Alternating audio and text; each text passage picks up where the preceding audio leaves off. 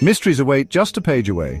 Ready to dive in? Welcome to The Book Reader, where stories unfold one enchanting page at a time. Subscribe now and unlock the magic. The Girl Who Kicked the Hornet's Nest, Stieg Larsson. Chapter 29. Saturday, July 16th to Friday, October 7th. Salander found her palm tungsten T3 on the hall table.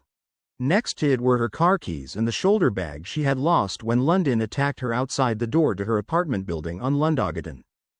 She also found both opened and unopened mail that had been collected from her P.O. box on Hornsgaten. Michael Blomkvist. She took a slow tour through the furnished part of her apartment. She found traces of him everywhere. He had slept in her bed and worked at her desk. He had used her printer, and in the waste paper basket she found drafts of the manuscript of the section, along with discarded notes. He had bought a quart of milk, bread, cheese, caviar, and a jumbo pack of Billy's pan pizza and put them in the fridge. On the kitchen table she found a small white envelope with her name on it. It was a note from him. The message was brief. His mobile number. That was all. She knew that the ball was in her court. He was not going to get in touch with her. He had finished the story, given back the keys to her apartment, and he would not call her. If she wanted something, then she could call him. Pig-headed bastard.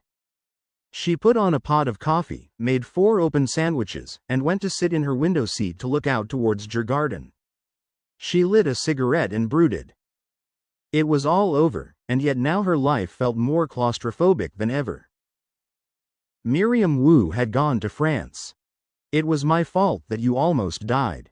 She had shuddered at the thought of having to see Mimi, but had decided that that would be her first stop when she was released. But she had gone to France. All of a sudden she was in debt to people. Palmgren. Armansky. She ought to contact them to say thank you. Paolo Roberto. And Plague and Trinity. Even those damned police officers, Bublansky and Modig, who had so obviously been in her corner. She did not like feeling beholden to anyone. She felt like a chess piece in a game she could not control. Kalle fucking Blomkvist. And maybe even Erica fucking Berger with the dimples and the expensive clothes and all that self-assurance. But it was over. Giannini had said so as they left police headquarters. Right. The trial was over. It was over for Giannini. And it was over for Blomkvist. He had published his book and would end up on TV and probably win some fucking prize too. But it was not over for Lisbeth Salander. This was only the first day of the rest of her life. At 4 o'clock in the morning she stopped thinking. She discarded her punk outfit on the floor of her bedroom and went to the bathroom and took a shower. She cleaned off all the makeup she had worn in court, put on loose, dark linen pants, a white top, and a thin jacket. She packed an overnight bag with a change of underwear and a couple of tops and put on some simple walking shoes. She picked up her palm and called a taxi to collect her from Mosbach Torg. She rode out to Arlanda Airport and arrived just before 6 o'clock. She studied the departure board and booked a ticket for the morning flight to Malaga. She used her own passport in her own name. She was surprised that nobody at the ticket desk or at the check-in counter seemed to recognize her or react to her name. She landed in Malaga in the blazing midday heat. She stood inside the terminal building for a moment, feeling uncertain. Then she bought a pair of sunglasses at an airport shop, went out to the taxi stand, and climbed into the back seat of the first taxi. Gibraltar. I'm paying with a credit card. The trip took 3 hours via the new motorway along the coast. The taxi dropped her off at British passport control and she walked across the border and over to the Rock Hotel on Europa Road, partway up the slope of the 1,398-foot monolith. She asked if they had a room and was told there was a double room available. She booked it for 2 weeks and handed over her credit card. She showered and sat on the balcony wrapped up in a bath towel, looking out over the Straits of Gibraltar. She could see freighters and a few yachts. She could just make out Morocco in the haze on the other side of the straits. It was peaceful. After a while she went in and lay down and slept. The next morning Salander woke at 5 o'clock. She got up, showered, and had a coffee in the hotel bar on the ground floor. At 7 o'clock she left the hotel and set out to buy mangoes and apples. She took a taxi to the Peak and walked over to the apes. She was so early that few tourists had yet appeared, and she was practically alone with the animals. She liked Gibraltar. It was her third visit to the strange rock that housed an absurdly densely populated English town on the Mediterranean. Gibraltar was a place that was not like anywhere else. The town had been isolated for decades, a colony that obstinately refused to be incorporated into Spain. The Spaniards protested the occupation, of course. But Salinger thought that the Spaniards should keep their mouths shut on that score so long as they occupied the enclave of Ceuta on Moroccan territory across the straits. It was a place that was comically shielded from the rest of the world, consisting of a bizarre rock, about 3/4 of a square mile of town, and an airport that began and ended in the sea. The colony was so small that every square inch of it was used, and any expansion had to be over the sea. Even to get into the town, visitors had to walk across the landing strip at the airport. Gibraltar gave the concept of compact living a whole new meaning. Salinger watched a big male ape climb up onto a wall next to the path. He glowered at her. He was a Barbary ape. She knew better than to try to stroke any of the animals. "Hello, friend," she said. "I'm back." The first time she visited Gibraltar she had not even heard about these apes. She had gone up to the top just to look at the view, and she was surprised when she followed some tourists and found herself in the midst of a group of apes climbing and scrambling on both sides of the pathway. It was a peculiar feeling to be walking along a path and suddenly have 24 apes around you. She looked at them with great wariness. They were not dangerous or aggressive, but they were certainly capable of giving you a bad bite if they got agitated or felt threatened. She found one of the guards and showed him her bag of fruit and asked if she could give it to the apes. He said it was okay. She took out a mango and put it on the wall a little way away from the male ape. "Breakfast," she said, leaning against the wall and taking a bite of an apple. The male ape stared at her, bared his teeth, and contentedly picked up the mango. In the middle of the afternoon 5 days later, Salinger fell off her stool in Harry's bar on a side street off Main Street, 2 blocks from her hotel. She had been drunk almost continuously since she left the apes on the rock, and most of her drinking had been done with Harry O'Connell, who owned the bar and spoke with a phony Irish accent, having never in his life set foot in Ireland. He had been watching her anxiously. When she had ordered her first drink several days earlier, he had asked to see her ID. Her name was Lisbeth, he knew, and he called her Liz. She would come in after lunch and sit on a high stool at the far end of the bar with her back against the wall. Then she would drink an impressive number of beers or shots of whiskey. When she drank beer she did not care what brand or type it was. She accepted whatever he served her. When she ordered whiskey she always chose Tullamore Dew, except on one occasion when she studied the bottles behind the bar and asked for Lagavulin. When the glass was brought to her, she sniffed at it, stared at it for a moment, and then took a tiny sip. She set down her glass and stared at it for a minute with an expression that seemed to indicate that she considered its contents to be a mortal enemy. Finally she pushed the glass aside and asked Harry to give her something that could not be used to tar a boat. He poured her another Tullamore Dew and she went back to her drinking. Over the past 4 days she had consumed almost a whole bottle. He had not kept track of the beers. Harry was surprised that a young woman with her slender build could hold so much, but he took the view that if she wanted alcohol she was going to get it, whether in his bar or somewhere else. She drank slowly, did not talk to any of the other customers, and did not make any trouble. Her only activity apart from the consumption of alcohol seemed to be to play with a handheld computer which she connected to a mobile now and then. He had several times tried to start a conversation but was met with a sullen silence. She seemed to avoid company. Sometimes, when there were too many people in the bar, she moved outside to a table on the sidewalk, and at other times she went 2 doors down to an Italian restaurant and had dinner.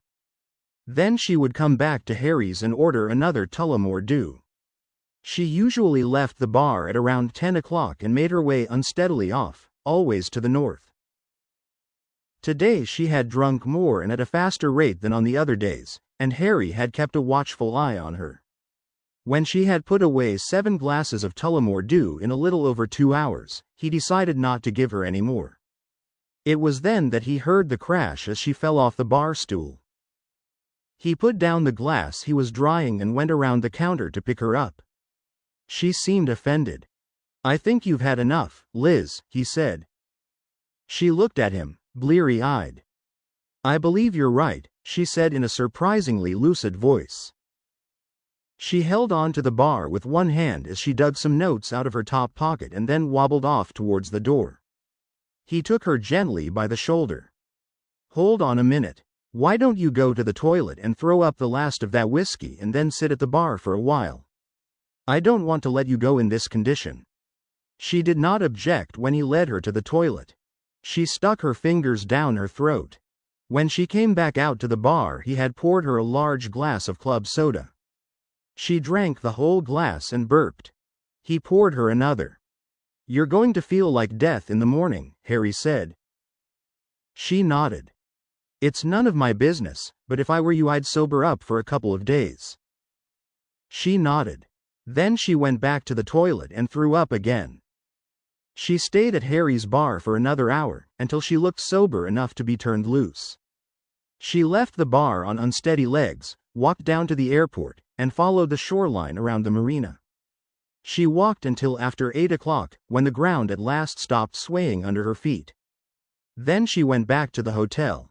She took the elevator to her room, brushed her teeth and washed her face, changed her clothes, and went back down to the hotel bar to order a cup of black coffee and a bottle of mineral water. She sat there, silent and unnoticed next to a pillar, studying the people in the bar. She saw a couple in their 30s engaged in quiet conversation. The woman was wearing a light-colored summer dress, and the man was holding her hand under the table. 2 tables away sat a black family, the man with the beginnings of gray at his temples, the woman wearing a lovely, colorful dress in yellow, black, and red. They had 2 young children with them. She studied a group of businessmen in white shirts and ties, their jackets hung over the backs of their chairs. They were drinking beer. She saw a group of elderly people, without a doubt American tourists. The men wore baseball caps, polo shirts, and loose-fitting trousers. She watched a man in a light-colored linen jacket, gray shirt, and dark tie come in from the street and pick up his room key at the front desk before he headed over to the bar and ordered a beer. He sat down 9 feet away from her. She gave him an expectant look as he took out his mobile and began to speak in German. "Hello, is that you? Is everything all right?" "It's going fine. We're having our next meeting tomorrow afternoon." "No, I think it'll work out. I'll be staying here 5 or 6 days at least, and then I go to Madrid." "No, I won't be home before the end of next week." "Me too. I love you." "Sure, I'll call you later in the week. Kiss kiss." He was a little over 6 feet tall, about 50 years old, maybe 55, with blonde hair that was turning gray and was a bit on the long side, a weak chin, and too much weight around the middle. But still reasonably well preserved. He was reading the Financial Times. When he finished his beer and headed for the elevator, Salander got up and followed him. He pushed the button for the 6th floor. Salander stood next to him and leaned her head against the side of the elevator. "I'm drunk," she said. He smiled down at her. "Oh, really? It's been one of those weeks. Let me guess. You're a businessman of some sort, from Hanover or somewhere in northern Germany. You're married. You love your wife. And you have to stay here in Gibraltar for another few days. I gathered that much from your phone call in the bar." The man looked at her, astonished. "I'm from Sweden myself. I'm feeling an irresistible urge to have sex with somebody. I don't care if you're married and I don't want your phone number." He looked startled. "I'm in room 711, on the floor above yours. I'm going to go up to my room, take a bath, and get into bed. If you want to keep me company, knock on the door within half an hour. Otherwise I'll be asleep." Is this some kind of joke? He said as the elevator stopped. No. It's just that I can't be bothered to go out to some pickup bar. Either you knock on my door or you don't. 25 minutes later there was a knock on the door of Salander's room. She had a bath towel around her when she opened the door. Come in, she said. He stepped inside and looked around the room suspiciously. I'm alone here, she said. How old are you, actually? She reached for her passport on top of a chest of drawers and handed it to him. You look younger. I know, she said, taking off the bath towel and throwing it onto a chair. She went over to the bed and pulled off the bedspread. She glanced over her shoulder and saw that he was staring at her tattoos. This isn't a trap. I'm a woman, I'm single, and I'll be here for a few days. I haven't had sex for months. Why did you choose me? Because you were the only man in the bar who looked as if you were here alone. I'm married. And I don't want to know who she is, or even who you are. And I don't want to discuss sociology. I want to fuck. Take off your clothes or go back down to your room. Just like that? Yes. Why not? You're a grown man.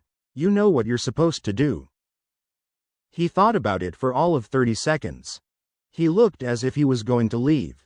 She sat on the edge of the bed and waited. He bit his lip. Then he took off his trousers and shirt and stood hesitantly in his boxer shorts. Take it all off, Salander said. I don't intend to fuck somebody in his underwear. And you have to use a condom. I know where I've been, but I don't know where you've been. He took off his shorts and went over to her and put his hand on her shoulder.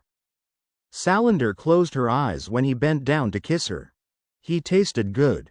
She let him tip her back onto the bed. He was heavy on top of her. Jeremy Stuart MacMillan-esque. Felt the hairs rise on the back of his neck as soon as he tried to unlock the door to his office at Buchanan House on Queensway Quay above the marina. It was already unlocked. He opened it and smelled tobacco smoke and heard a chair creak.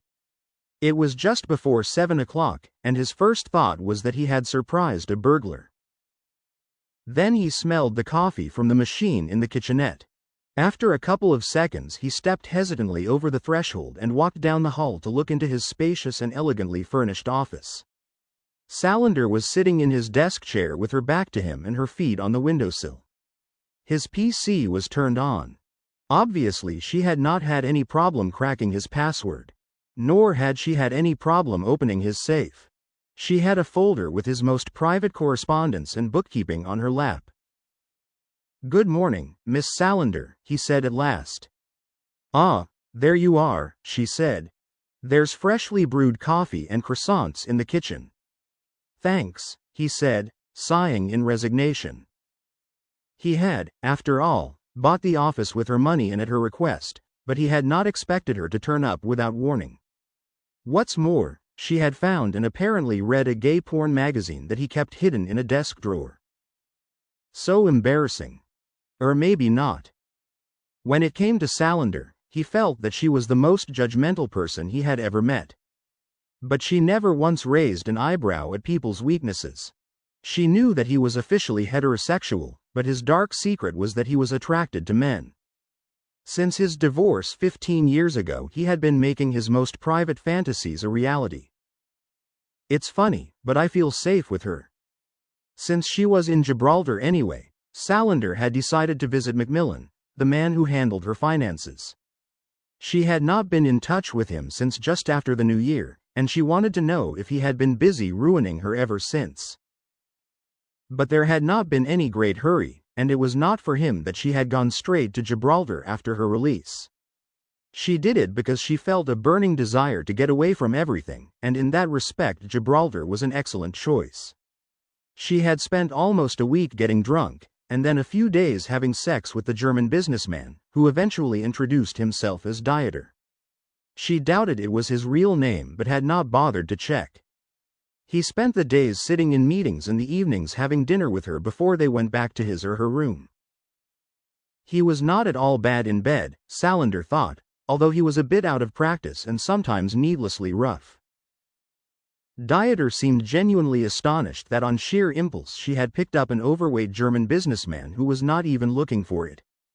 He was indeed married, and he was not in the habit of being unfaithful or seeking female company on his business trips. But when the opportunity was presented on a platter in the form of a thin, tattooed young woman, he could not resist the temptation. Or so he said. Salander did not much care what he said. She had not been looking for anything more than recreational sex, but she was gratified that he actually made an effort to satisfy her. It was not until the fourth night, their last together, that he had a panic attack and started going on about what his wife would say. Salander thought he should keep his mouth shut and not tell his wife a thing. But she did not tell him what she thought. He was a grown man and could have said no to her invitation. It was not her problem if he was now attacked by feelings of guilt, or if he confessed anything to his wife. She had lain with her back to him and listened for 15 minutes, until finally she rolled her eyes in exasperation, turned over, and straddled him. "Do you think you could take a break from the worrywart stuff and get me off again?" she said. Jeremy MacMillan was a very different story. He held zero erotic attraction for her. He was a crook. Amusingly enough, he looked a lot like Dieter. He was 48, a bit overweight, with graying, dark blonde curly hair that he combed straight back from a high forehead. He wore thin gold-rimmed glasses. Cambridge educated, he had once been a business lawyer and a stockbroker in London. He had had a promising future and was a partner in a law firm that was engaged by big corporations and wealthy yuppies interested in real estate and tax planning. He had spent the go-go 80s hanging out with nouveau riche celebrities. He had drunk hard and snorted coke with people that he really did not want to wake up with the next morning. He had never been charged with anything, but he did lose his wife and 2 kids along with his job when he mismanaged several transactions and tottered drunk into a mediation hearing. Without thinking too much about it, he sobered up and fled London with his tail between his legs. Why he picked Gibraltar he did not know, but in 1991 he went into partnership with a local attorney and opened a modest backstreet law office which officially dealt with much less glamorous matters. Estate planning, wills, and the like. Unofficially, MacMillan and Marx also helped to set up P.O. box companies and acted as gatekeepers for a number of shady figures in Europe. The firm was barely making ends meet when Salander selected Jeremy MacMillan to administer the 2.5 billion Swedish kroner she had stolen from the collapsing empire of the Swedish financier Hans Erik Wennerström. MacMillan was a crook, no doubt about it, but she regarded him as her crook, and he had surprised himself by being impeccably honest in his dealings with her. She had first hired him for a simple task.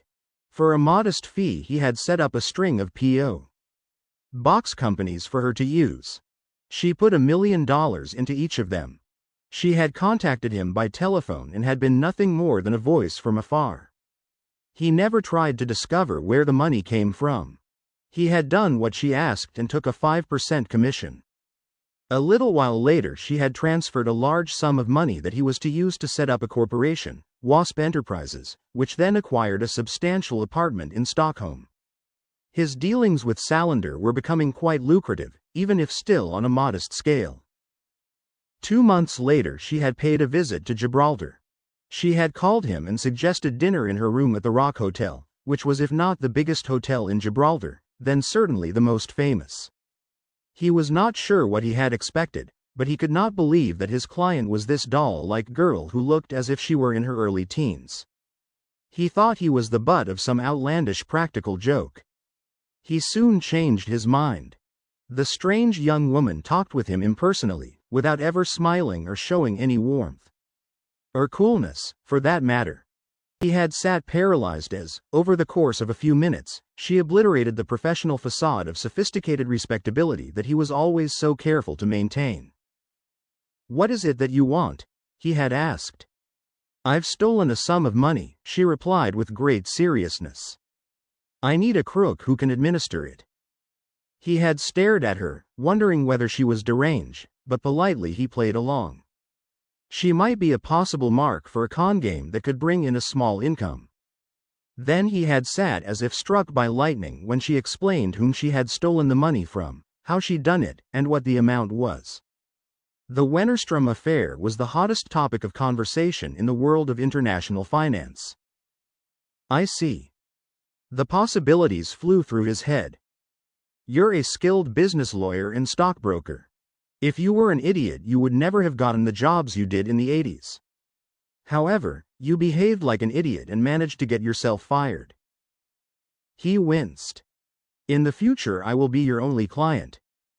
She had looked at him with the most ingenuous expression he had ever seen. I have 2 conditions. The first is that you never ever commit a crime or get mixed up in anything that could create problems for us and focus the authorities' attention on my companies and accounts. The second is that you never lie to me. Never ever. Not a single time. And not for any reason. If you lie to me, our business relationship will terminate instantly, and if you make me angry enough, I will ruin you. She poured him a glass of wine. There's no reason to lie to me. I already know everything worth knowing about your life.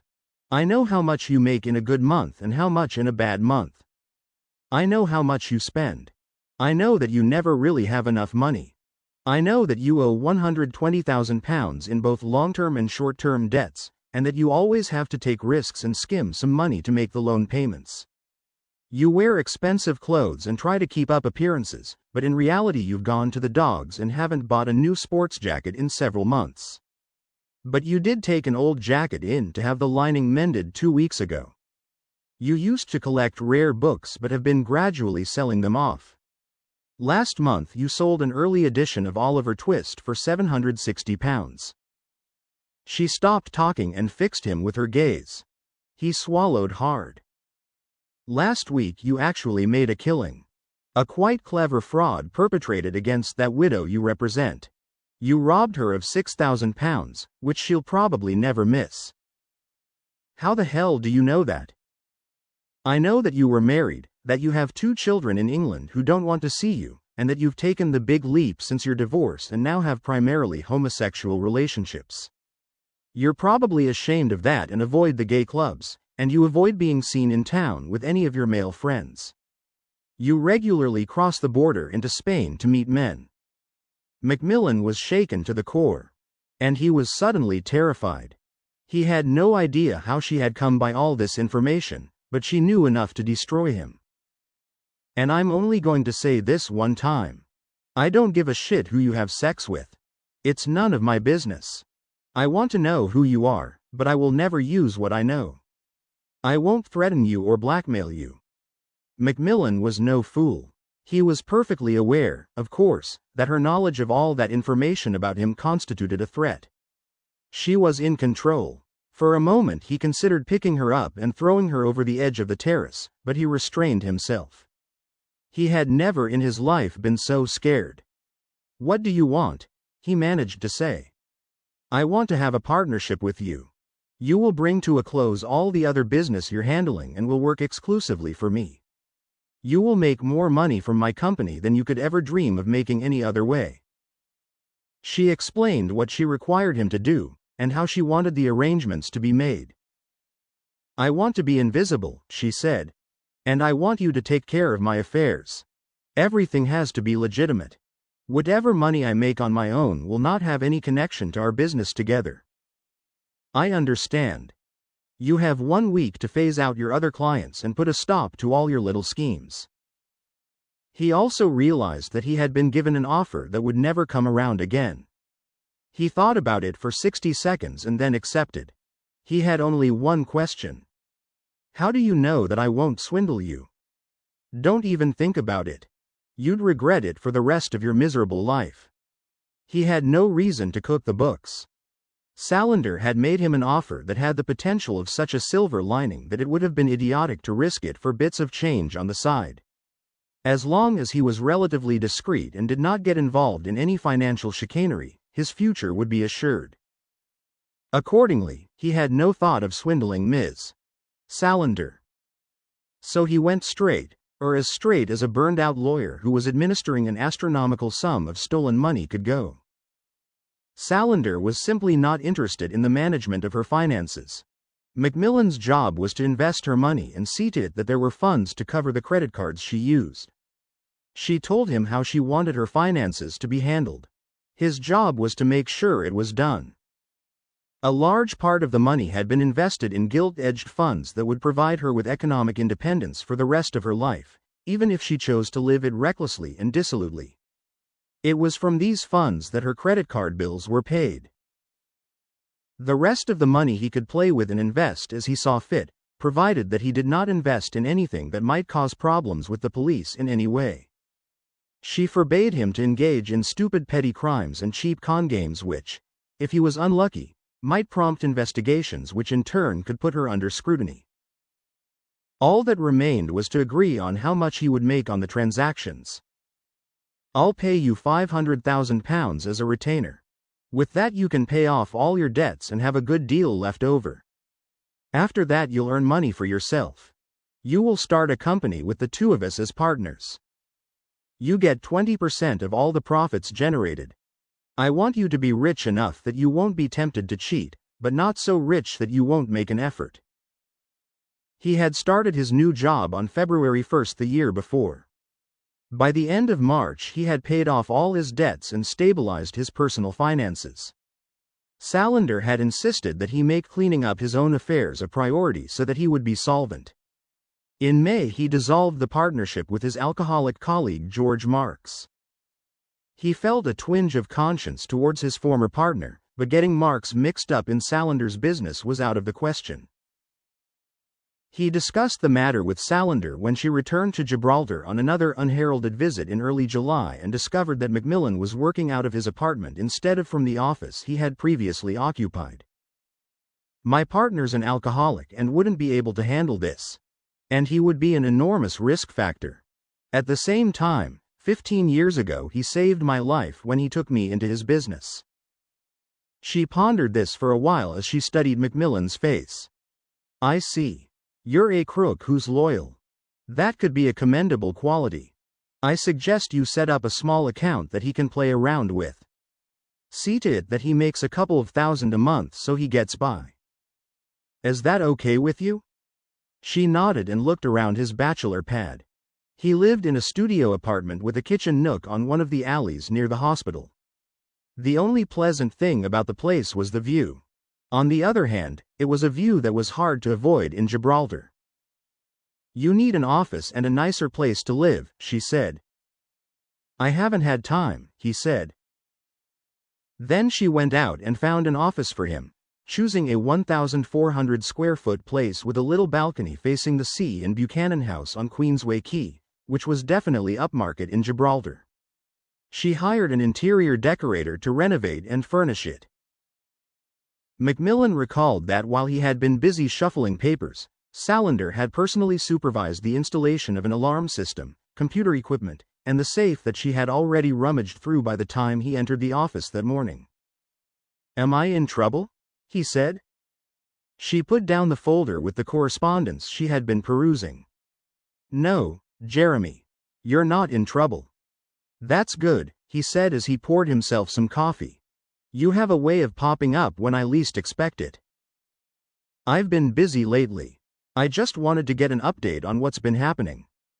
I believe you were suspected of killing 3 people, you got shot in the head, and you were charged with a whole assortment of crimes. I was pretty worried for a while. I thought you were still in prison. Did you break out?" "No. I was acquitted of all the charges and released. How much have you heard?" He hesitated a moment. "Well, when I heard that you were in trouble, I hired a translation agency to comb the Swedish press and give me regular updates. I'm familiar with the details. If you're basing your knowledge on what you read in the papers, then you're not familiar at all. But I dare say you discovered a number of secrets about me." He nodded.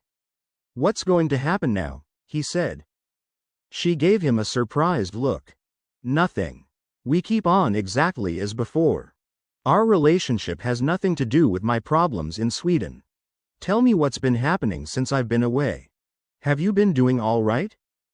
"I'm not drinking, if that's what you mean." "No. Your private life doesn't concern me so long as it doesn't encroach on our business. I mean, am I richer or poorer than I was a year ago?"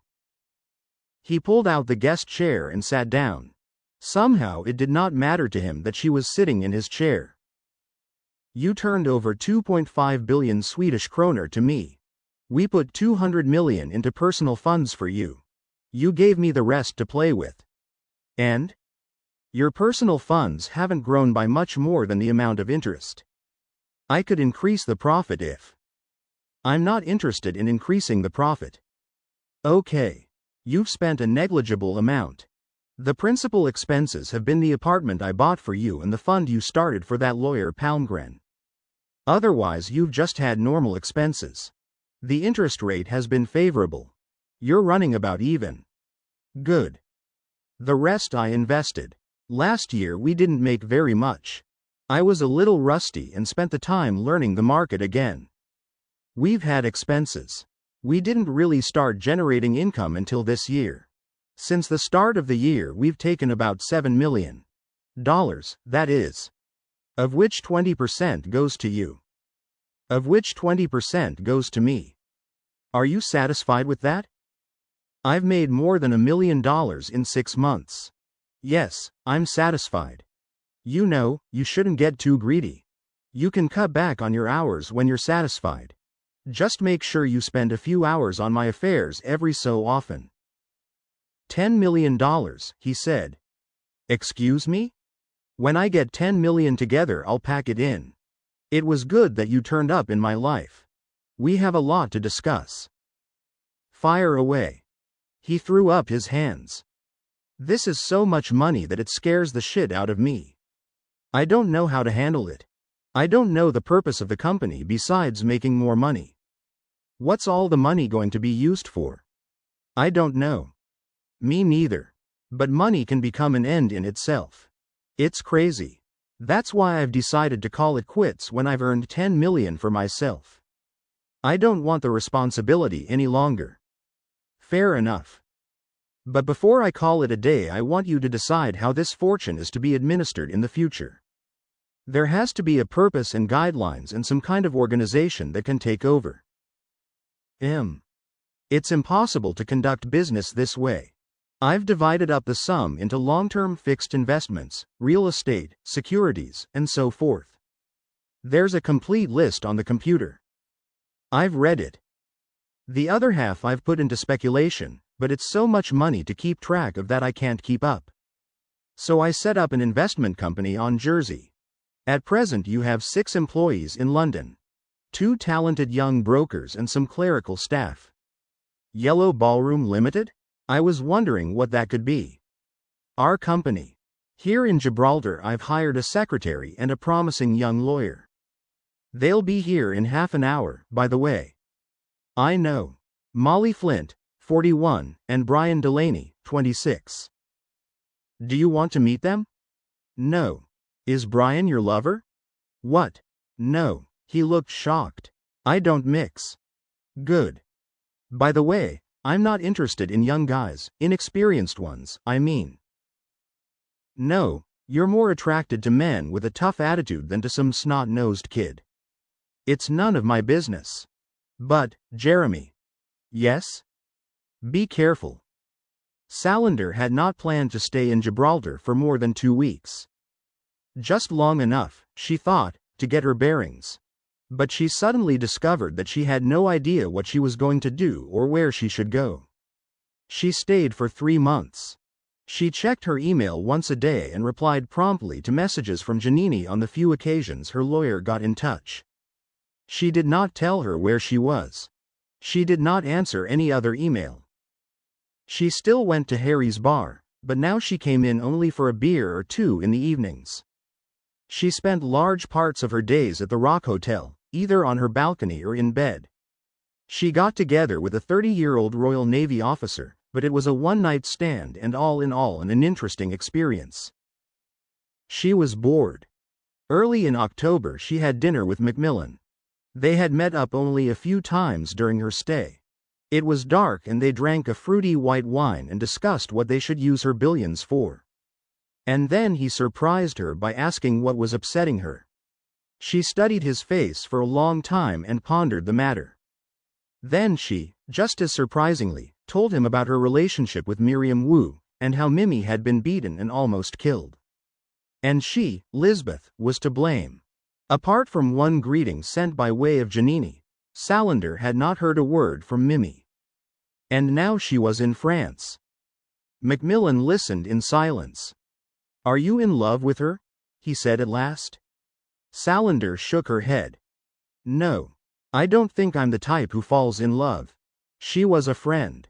And we had good sex." "Nobody can avoid falling in love," he said. "They might want to deny it, but friendship is probably the most common form of love." She looked at him in astonishment. "Will you get angry if I say something personal?" "No." "Go to Paris, for God's sake," he said. She landed at Charles de Gaulle Airport at 2:30 in the afternoon, took the airport bus to the Arc de Triomphe, and spent 2 hours wandering around the nearby neighborhoods trying to find a hotel room. She walked south towards the Seine and finally found a room at a small hotel, the Victor Hugo on Rue Copernic. She took a shower and called Miriam Wu. They met that evening at a bar near Notre Dame. Mimi was dressed in a white shirt and jacket. She looked fabulous. Salander instantly felt shy. They kissed each other on the cheek.